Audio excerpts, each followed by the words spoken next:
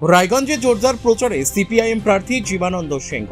রায়গঞ্জ বিধানসভা কেন্দ্র জুড়ে সকাল সকাল ভোট প্রচারে নেমে পড়লেন সিপিআইএম প্রার্থী জীবানন্দ সিংহ। শনিবার তিনি 14 নম্বর কমলাবাড়ি অঞ্চলের বিভিন্ন বুথে বুথে ঘুরে জনসংযোগ করেন এবং দলীয় কর্মীদের নিয়ে একটি বাইক র্যালিতেও অংশগ্রহণ করেন।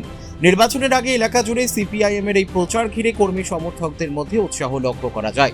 প্রচারের সময় জীবানন্দ সিংহ শিক্ষা, স্বাস্থ্য, কৃষি, কর্মসংস্থান ও শিল্প উন্নয়নের মতো একাধিক গুরুত্বপূর্ণ ইস্যুকে সামনে তুলে ধরেন। তিনি সাধারণ মানুষের সঙ্গে সরাসরি কথা বলে তাদের সমস্যা ও দাবি দেওয়া শোনেন এবং সেগুলি সমাধানের আশ্বাস দেন। তার বক্তব্যে উঠে আসে রাজ্যে শিল্পের অভাব, বেকারত্ব এবং পরিষেবার ঘাটতির বিষয়। সাংবাদিকদের মুখোমুখি হয়ে সিপিআইএম প্রার্থী বলেন, রাজ্যে সিপিআইএম ক্ষমতায় এলে শিল্প গড়ে তোলা, কর্মসংস্থান বৃদ্ধি এবং জনকল্যাণমূলক প্রকল্প বাস্তবায়নে বিশেষ গুরুত্ব দেওয়া হবে।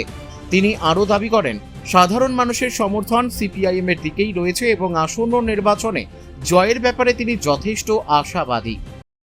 সারাদিনের কর্মসূচি কি রয়েছে এবং কোথা থেকে বেরোলেন কোথায়? সকালবেলা 14 নম্বর গ্রাম পঞ্চায়েতে কয়েকটা বুথে আমরা বাকি ছিল, সেগুলো আমরা ঘুরছি। বিকালবেলা রায়গঞ্জের আমাদের দেবীনগর এই এলাকায় প্রচার আছে। দুপুরেও একটা অংশ মানুষকে নিয়ে বসা আছে। সারাদিন ধরেই ব্যস্ত আছে। কি প্রতিশ্রুতি নিয়ে বাড়ি বাড়ি পৌঁছচ্ছে?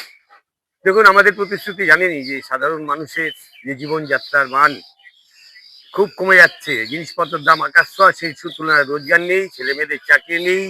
গ্রামের স্কুল কলেজ যেগুলো আছে, গ্রামের স্কুলগুলো বন্ধ হয়ে যাচ্ছে, স্কুল কলেজে টিচার নেই।